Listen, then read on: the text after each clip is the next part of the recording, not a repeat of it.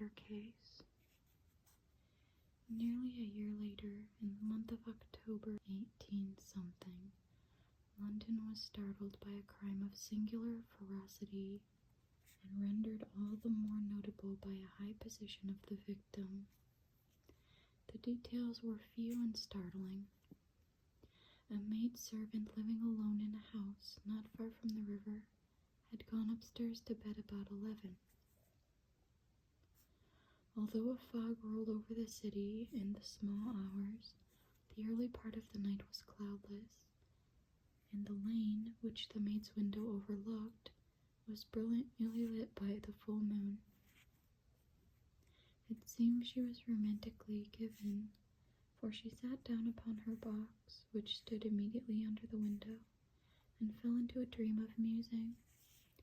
Never, she used to say, with streaming tears when she narrated that experience, never had she felt more at peace with all men or thought more kindly of the world.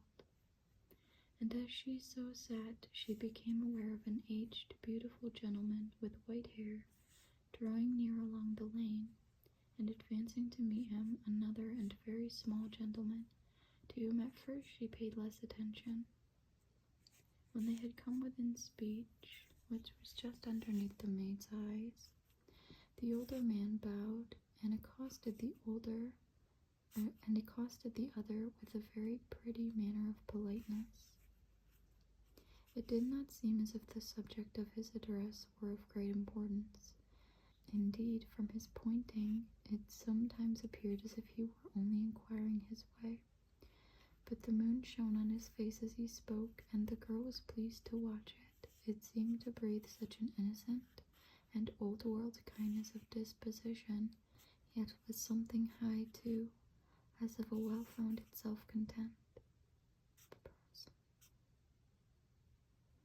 Presently her eye wandered to the other, and she was surprised to recognize him in a certain Mr. Hyde, who had once visited her master, and for whom she had conceived a dislike. He had in his hand a heavy cane, with which he was trifling, but he answered never a word, and seemed to listen with an ill-contained impatience. And then all of a sudden he broke out in a great flame of anger, stamping with his foot, brandishing the cane, and carrying on, as the maid described it, like a madman. The old gentleman took a step back, with the air of one very much surprised and a trifle hurt, and at that Mr. Hyde broke out of all bounds and clubbed him to the earth. And next moment, with ape-like fury, he was trampling his victim underfoot and hailing down a storm of blows under which the bones were audibly shattered, and the body jumped upon the roadway. At the horror of these sights and sounds, the maid fainted. It was 2 o'clock when she came to herself and called for the police. The murderer was gone long ago, but there lay his victim in the middle of the lane, incredibly mangled. The stick with which the deed had been done, although it was of some rare and very tough and heavy wood, had broken in the middle under the stress of the insensate cruelty, and one splintered half had rolled in the neighboring gutter. The other, without a doubt, had been carried away by the murderer. A purse and gold watch were found upon the victim, but no cards or papers except a sealed and stamped envelope, which he had been probably carrying to the post, and which bore the name and address of Mr. Utterson. This was brought to the lawyer the next morning, before he was out of bed, and he had no sooner seen it and been told the circumstances than he shot out a solemn lip. "I shall say nothing till I've seen the body," said he. "This may be very serious. Have the kindness to wait while I dress." And with the same grave countenance, he hurried through his breakfast and drove to the police station, where the body had been carried. As soon as he came into the cell, he nodded. "Yes," said he, "I recognize him. I'm sorry to say that this is Sir Danvers Carew." "Good God, sir," exclaimed the officer, "is it possible?" And the next moment his eye lighted up with professional ambition. "This will make a deal of noise," he said, "and perhaps you can help us to the man." And he briefly narrated what the maid had seen and showed the broken stick. Mr. Utterson had already quailed at the name of Hyde, but when this stick was laid before him, he could doubt no longer. Broken and battered as it was, he recognized it for one that he had himself presented many years before to Henry Jekyll. "Is this Mr. Hyde a person of small stature?" he inquired. "Particularly small and particularly wicked-looking is what the maid calls him," said the officer. Mr. Utterson reflected, and then, raising his head, "If you will come with me in my cab," he said, "I think I can take you to his house."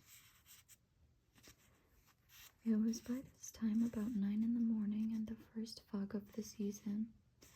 A great chocolate-colored pall lowered over heaven, but the wind was continually charging and routing these embattled vapors, so that as the cab curled from street to street, Mr. Utterson beheld a marvelous number of degrees and hues of twilight. For here it would be dark like the back end of evening, and there would be a glow of a rich, lurid brown like the light of some orange conflagration. And here, for a moment, the fog would be quite broken up, and a haggard shift of daylight would glance in between the swirling wraiths.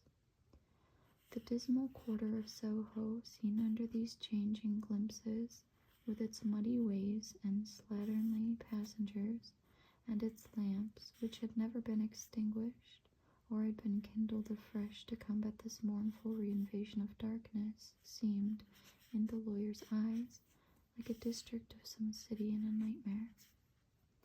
The thoughts of his mind, besides, were of the gloomiest dye, and when he glanced at the companion of his drive, he was conscious of some touch of that terror of the law and the law's officers, which may at times assail the most honest. As the cab drew up before the address indicated, the fog lifted a little and showed him a dingy street, a gin palace, a low French eating-house, a shop for the retail of penny numbers and two-penny salads, many ragged children huddled in the doorways, and many women of many different nationalities passing out, key in hand, to have a morning glass. And the next moment the fog settled down again upon that part, as brown as umber, and cut him off from his black garly surroundings. This was the home of Henry Jekyll's favorite, of a man who was heir to £250,000 sterling. An ivory-faced and silvery-haired old woman opened the door. She had an evil face, smoothed by hypocrisy, but her manners were excellent. Yes, she said, this was Mr. Hyde's, but he was not at home. He had been in that night very late, but he had gone away again in less than an hour. There was nothing strange in that. His habits were very irregular, and he was often absent. For instance, it was nearly 2 months since she had seen him till yesterday. "Very well, then, we wish to see his rooms," said the lawyer, and when the woman began to declare it was impossible, "I had better tell you who this person is," he added. "This is Inspector Newcomen of Scotland Yard." A flash of odious joy appeared upon the woman's face. "Ah," said she, "he is in trouble. What has he done?" Mr. Utterson and the inspector exchanged glances.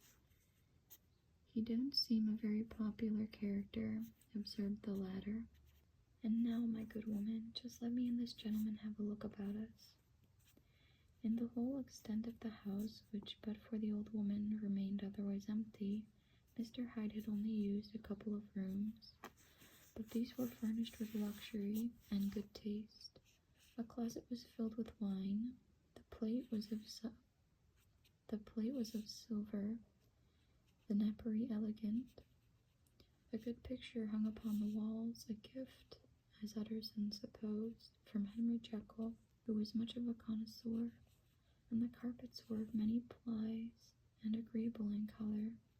At this moment, however, the rooms bore every mark of having been recently and hurriedly ransacked. Clothes lay about the floor, with their pockets inside out. Lock-fast drawers stood open, and on the hearth there lay a pile of gray ashes, as though many papers had been burned. From these embers the inspector disinterred the butt end of a green checkbook, which had resisted the action of the fire. The other half of the stick was found behind the door, and as this clinched his suspicions, the officer declared himself delighted. A visit to the bank, where several £1,000s were found to be lying to the murderer's credit, completed his gratification. "You may depend upon it, sir," he told Mr. Utterson. "I have him in my hand. He must have lost his head, or he never would have left the stick, or, above all, burned the checkbook. Why, money is life to the man. We have nothing to do but wait for him at the bank and get out the handbills." This last, however, was not so easy of accomplishment, for Mr. Hyde had numbered few familiars. Even the master of the servant maid had only seen him twice. His family could nowhere be traced. He had never been photographed, and the few who could describe him differed widely, as common observers will. Only on one point were they agreed, and that was the haunting sense of unexpressed deformity with which the fugitive impressed his beholders.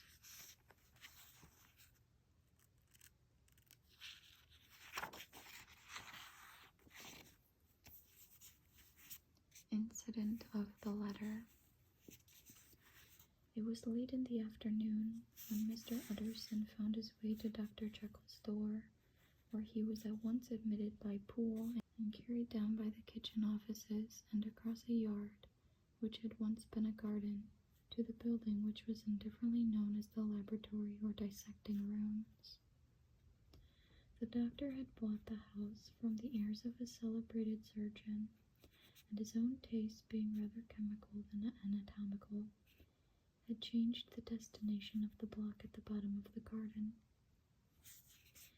It was the first time that the lawyer had been received in that part of his friend's quarters, and he eyed the dingy windowless structure with curiosity and gazed round with a distasteful sense of strangeness as he crossed the theatre, once crowded with eager students, and now lying gaunt and silent, the tables laden with chemical apparatus, the floor strewn with crates and littered with packing straw, and the light falling dimly through the foggy cupola.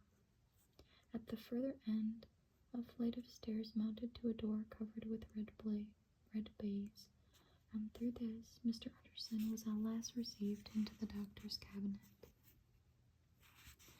It was a large room fitted round with glass presses, furnished, among other things, with a cheval glass and a business table, and looking out upon the court by 3 dusty windows barred with iron. The fire burned in the grate.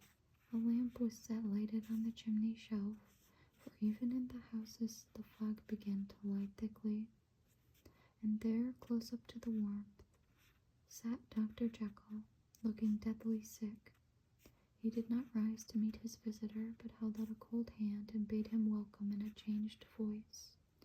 "And now," said Mr. Utterson, as soon as Poole had left them, "you have heard the news." The doctor shuddered.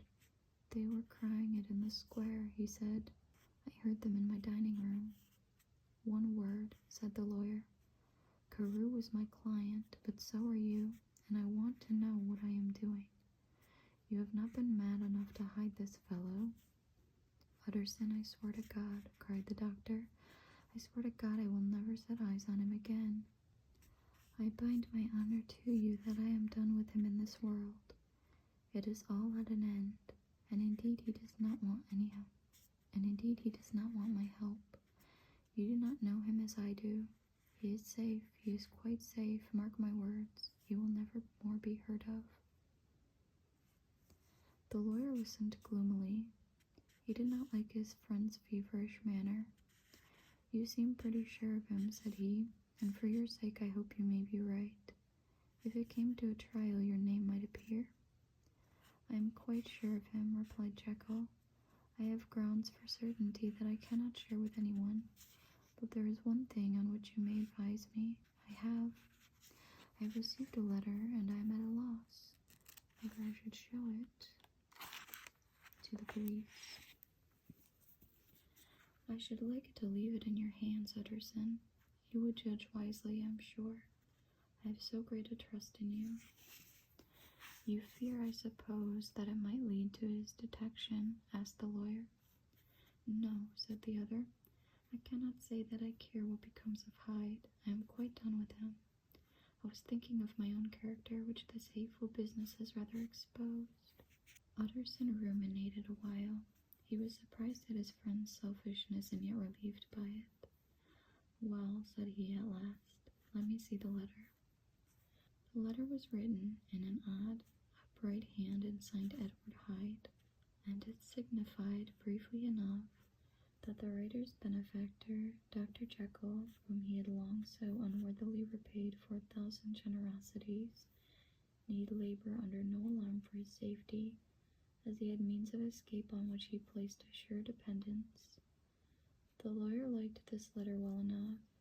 It put a better color on the intimacy than he had looked for, and he blamed himself for some of his past suspicions. Have you the envelope? He asked. I burned it, replied Jekyll, before I thought what I was about. But it bore no postmark. The note was handed in. Shall I keep this and sleep upon it? Asked Utterson. I wish you to judge for me entirely, was the reply. I have lost confidence in myself. Well, I shall consider, returned the lawyer. And now one word more. It was Hyde who dictated the terms in your will about that disappearance. The doctor seemed seized with a qualm of faintness. He shut his mouth tight and nodded. I knew it, said Utterson. He meant to murder you. You had a fine escape. I have had what is far more to the purpose, returned the doctor solemnly. I have had a lesson. Oh God, Utterson, what a lesson I have had. And he covered his face for a moment with his hands. On his way out, the lawyer stopped and had a word or two with Poole. By the by, he said, there was a letter handed in today. What was the messenger like? But Poole was positive nothing had come except by post, and only circulars by that, he added. The news sent off the visitor with his fears renewed. Plainly the letter had come by the laboratory door. Possibly, indeed, it had been written in the cabinet. And if that were so, it must be differently judged and handled with the more caution. The newsboys, as he went, were crying themselves hoarse along the footways. Special edition, shocking murder of an MP. That was the funeral oration of one friend and client, and he could not help a certain apprehension lest the good name of another should be sucked down in the eddy of the scandal. It was, at least, a ticklish decision that he had to make, and self-reliant as he was by habit, he began to cherish a longing for advice. It was not to be had directly, but perhaps he thought it might be fished for. Presently after, he sat on one side of his own hearth, with Mr. Guest, his head clerk, upon the other, and midway between, at a nicely calculated distance from the fire, a bottle of a particular old wine that had long dwelt unsunned in the foundations of his house. The fog still slept on the wing above the drowned city, where the lamps glimmered like carbuncles, and through the muffle and smother of these fallen clouds, the procession of the town's life was still rolling in through the great arteries with a sound as of a mighty wind. But the room was gay with firelight. In the bottle the acids were long ago resolved. The imperial dye had softened with time as the color grows richer in stained windows, and the glow of hot autumn afternoons on hillside vineyards was ready to be set free and to disperse the fogs of London. Insensibly the lawyer melted. There was no man from whom he kept fewer secrets than Mr. Guest. and he was not always sure that he kept as many as he meant. Guest had often been on business to the doctor's. He knew Poole. He could scarce have failed to hear of Mr. Hyde's familiarity about the house. He might draw conclusions. Was it not as well, then, that he should see a letter which put that mystery to right? And above all, since Guest, being a great student and critic of handwriting, would consider the step natural and obliging? The clerk, besides, was a man of counsel. He could scarce read so strange a document without dropping a remark, and by that remark Mr. Utterson might shape his future course. "This is a sad business about Sir Danvers," he said. "Yes, sir, indeed. It has elicited a great deal of public feeling," returned Guest. "The man, of course, was mad." "I should like to hear your views on that," replied Utterson. "I have a document here in his handwriting. It is between ourselves, for I scarce know what to do about it. It is an ugly business at the best, but there it is, quite in your way, a murderer's autograph." Guest's eyes brightened, and he sat down at once and studied it with passion. "No, sir," he said, "not mad, but it is an odd hand." "And by all accounts a very odd writer," added the lawyer. Just then the servant entered with a note. "Is that from Dr. Jekyll, sir?" inquired the clerk. "I thought I knew the writing. Anything private, Mr. Utterson?" "Only an invitation to dinner. Why? Do you want to see it?" "One moment. I thank you, sir." And the clerk laid the 2 sheets of paper alongside and sedulously compared their contents. "Thank you, sir," he said at last, returning both. "It's a very interesting autograph." There was a pause, during which Mr. Utterson struggled with himself. "Why did you compare them, Guest?" he inquired suddenly. "Well, sir," returned the clerk, "there's a rather singular resemblance. The 2 hands are in many points identical, only differently sloped." "Rather quaint," said Utterson. "It is, as you say, rather quaint," returned Guest. "I wouldn't speak of this note, you know," said the master. "No, sir," said the clerk, "I understand." But no sooner was Mr. Utterson alone that night than he locked the note into his safe, where it reposed from that time forward. "What," he thought, "Henry Jekyll forged for a murderer, and his blood ran cold in his veins."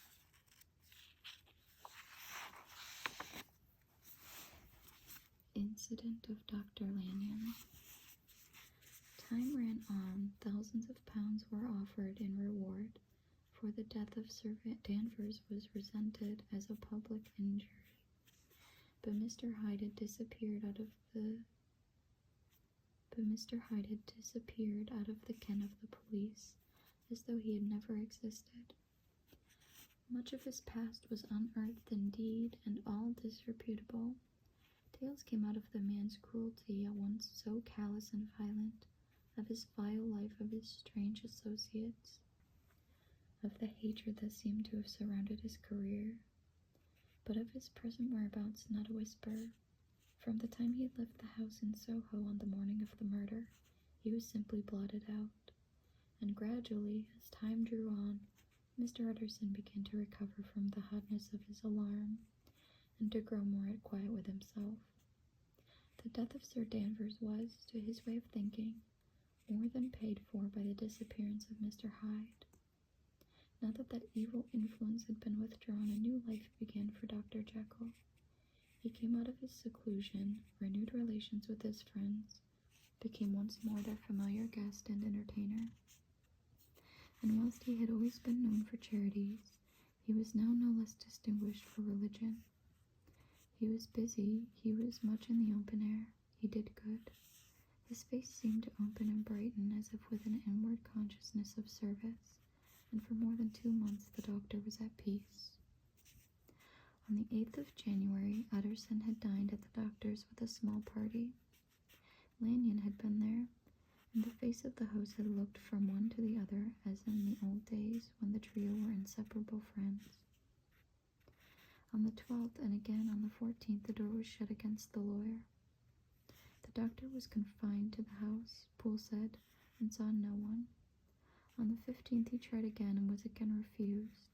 and having now been used for the last 2 months to see his friend almost daily, he found his return of solitude to weigh upon his spirits. The 5th night he had in guest to dine with him, and the 6th he betook himself to Dr. Lanyon's. There at least he was not denied admittance, but when he came in, he was shocked at the change which had taken place in the doctor's appearance. He had his death warrant written legibly upon his face. The rosy man had grown pale. His flesh had fallen away. He was visibly bolder and older, and yet it was not so much these tokens of a swift physical decay that arrested the lawyer's notice, as a look in the eye and quality of manner that seemed to testify to some deep-seated terror of the mind. It was unlikely that the doctor should fear death, and yet that was what Utterson was tempted to suspect. Yes, he thought, he is a doctor, he must know his own state, and that his days are counted, and the knowledge is more than he can bear. And yet when Utterson remarked on his ill looks, it was with an air of great firmness that Lanyon declared himself a doomed man. "I have had a shock," he said, "and I shall never recover. It is a question of weeks. While life has been pleasant, I liked it. Yes, sir, I used to like it. I sometimes think if we knew all, we should be more glad to get away." "Jekyll is ill, too," observed Utterson. "Have you seen him?" But Lanyon's face changed, and he held up a trembling hand. "I wish to see or hear no more of Dr. Jekyll," he said in a loud, unsteady voice. "I'm quite done with that person, and I beg that you will spare me any allusion to one whom I regard as dead." "Tut, tut," said Mr. Utterson, and then after a considerable pause, "Can't I do anything?" he inquired. "We are 3 very old friends, Lanyon. We shall not live to make others." "Nothing can be done," returned Lanyon. "Ask himself." "He will not see me," said the lawyer. "I'm not surprised at that," was the reply. "Some day, Utterson, after I am dead, you may perhaps come to learn the right and wrong of this. I cannot tell you, and in the meantime, if you can sit and talk with me of other things, for God's sake stay and do so. But if you cannot keep clear of this accursed topic, then in God's name go, for I cannot bear it." As soon as he got home, Utterson sat down and wrote to Jekyll, complaining of his exclusion from the house, and asking the cause of this unhappy break with Lanyon, and the next day brought him a long answer, often very pathetically worded, and sometimes darkly mysterious in drift. The quarrel with Lanyon was incurable. "I do not blame our old friend," Jekyll wrote, "but I share his view that we must never meet. I mean from henceforth to lead a life of extreme seclusion. You must not be surprised, nor must you doubt my friendship, if my door is often shut even to you. You must suffer me to go my own dark way. I have brought on myself a punishment and a danger that I cannot name. If I am the chief of sinners, I am the chief of sufferers also. I could not think that this earth contained a place for sufferings and terrors so unmanning. And you can do but one thing, Utterson, to lighten this destiny, and that is to respect my silence." Utterson was amazed. The dark influence of Hyde had been withdrawn. The doctor had returned to his old tasks and amities. A week ago the prospect had smiled with every promise of a cheerful and an honored age. And now in a moment, friendship and peace of mind, and the whole tenor of his life were wrecked.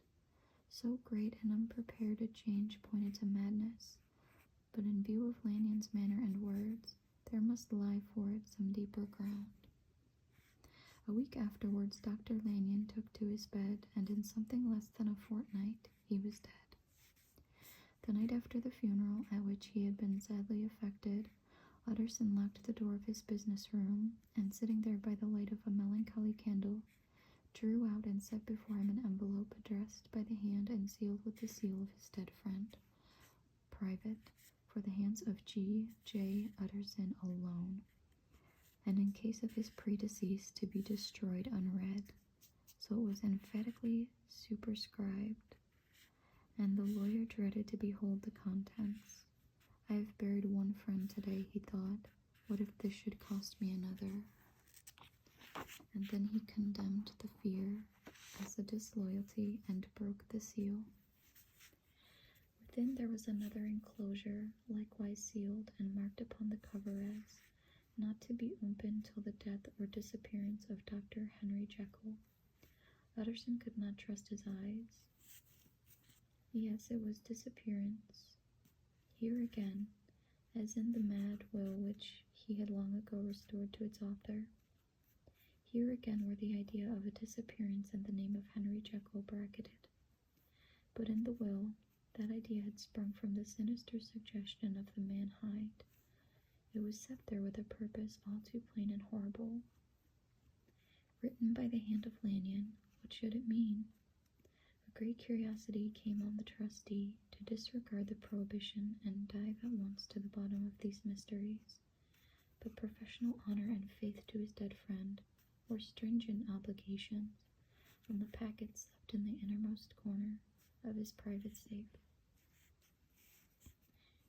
It is one thing to mortify curiosity, another to conquer it, and it may be doubted if, from that day forth, Utterson desired the society of his surviving friend with the same eagerness. He thought of them kindly, but his thoughts were disquieted and fearful. He went to call indeed, but he was perhaps relieved to be denied admittance. Perhaps in his heart he preferred to speak with Poole upon the doorstep and surrounded by the air and sounds of the open city, rather than to be admitted into that house of voluntary bondage, and to sit and speak with its inscrutable recluse. Poole had indeed no very pleasant news to communicate. The doctor, it appeared, now more than ever confined himself to the cabinet over the laboratory, where he would sometimes even sleep. He was out of spirits. He had grown very silent. He did not read. It seemed as if he had something on his mind. Utterson became so used to the unvarying character of these reports that he fell off little by little in the frequency of his visits.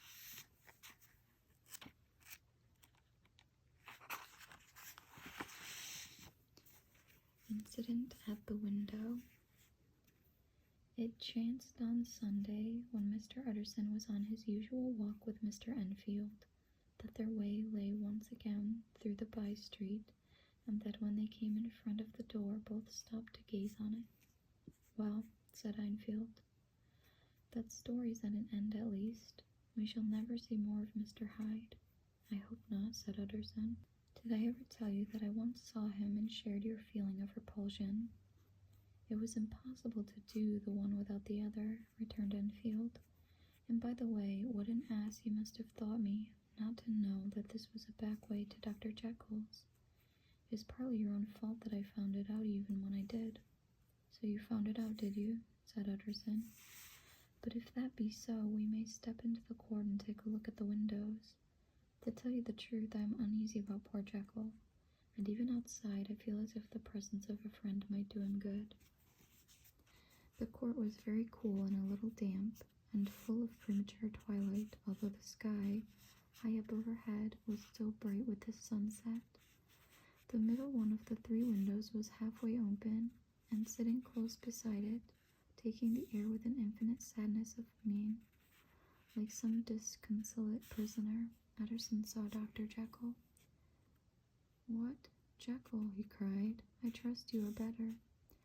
"I am very low, Utterson," replied the doctor drearily, "very low. It will not last long, thank God." "You stay too much indoors," said the lawyer. "You should be out whipping up the circulation like Mr. Enfield and me." "This is my cousin, Mr. Enfield, Dr. Jekyll. Come now, get your hat and take a quick turn with us." "You are very good," sighed the other. "I should like to very much, but no, it is quite impossible. I dare not. But indeed, Utterson, I am very glad to see you. This is really a great pleasure. I would ask you and Mr. Enfield up, but the place is really not fit." "Why then," said the lawyer good-naturedly, "the best thing we can do is to stay down here and speak with you from where we are." "That is just what I was about to venture to propose," returned the doctor with a smile, but the words were hardly uttered before the smile was struck out of his face, and succeeded by an expression of such abject terror and despair as froze the very blood of the two gentlemen below. They saw it before a glimpse, for the window was instantly thrust down, but that glimpse had been sufficient, and they turned and left the court without a word.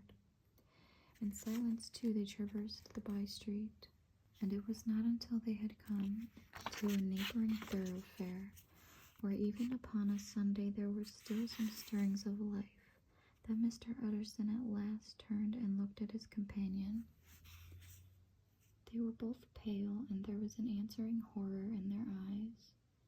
"God forgive us, God forgive us," said Mr. Utterson. But Mr. Enfield only nodded his head very seriously and walked on once more in silence.